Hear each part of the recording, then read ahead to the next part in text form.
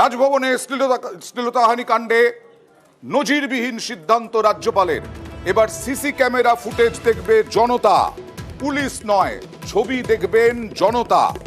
জনতাকে CC camera footage দেখানোর সিদ্ধান্ত রাজ্যপালের। পুলিশকে ফুটেজ দেওয়া হবে না বলে ঘোষণা বোসের। কথা বলবো প্রতিনিধি সোমরাজের সঙ্গে। সোমরাজ, দেখো, রাজ্যপাল সিভি আনন্দ বোস ইতিমধ্যেই তিনি পোস্ট করে জানিয়েছেন যে এই ফুটেজ, সিসিটিভি ফুটেজ কোনোভাবেই পুলিশকে দেওয়া হবে না।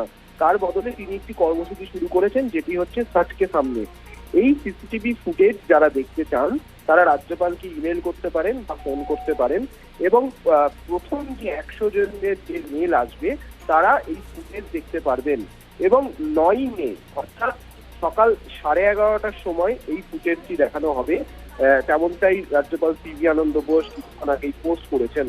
অর্থাৎ কলকাতা পুলিশের তরফে যে সিসিটিভি ফুটেজ চাওয়া হয়েছিল সেই সিসিটিভি ফুটেজ তিনি পুলিশকে দেবেন না, কিন্তু সাধারণ মানুষ অর্থাৎ যারা মেল করবেন রাজভবনে তাদের মধ্যে থেকে প্রথম 100 জনকেই সিসিটিভি ফুটেজ দেখানো হবে, তেমনটাই বিবৃতি দেওয়া হয়েছে। শান্তনু সেন বলছেন, উনি যদি নিজেকে নির্দোষ বলে মনেই করেন তাহলে কেন পালিয়ে বেড়াচ্ছেন?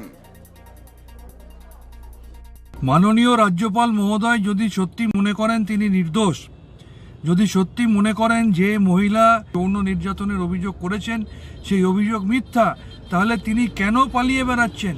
কেন তদন্তের সামনাসামনি করতে এত ভয়? কেন তিনি বলছেন মুখ্যমন্ত্রী বা পুলিশ ছাড়া অন্য যে কোনো কাউকে তিনি সিসিটিভি ফুটেজ দেখাবেন? হেয়াস্ট্রিট থানায় কমপ্লেন হলে প্রাথমিক অনুসন্ধান তো পুলিশই করবে। তিনি প্রেস কনফারেন্স করে হিম্মত থাকলে বলুন যে হ্যাঁ, আমি তদন্তের সামনাসামনি করতে রাজি আছি, তিনি নিজেকে নির্দোষ প্রমাণ করুন।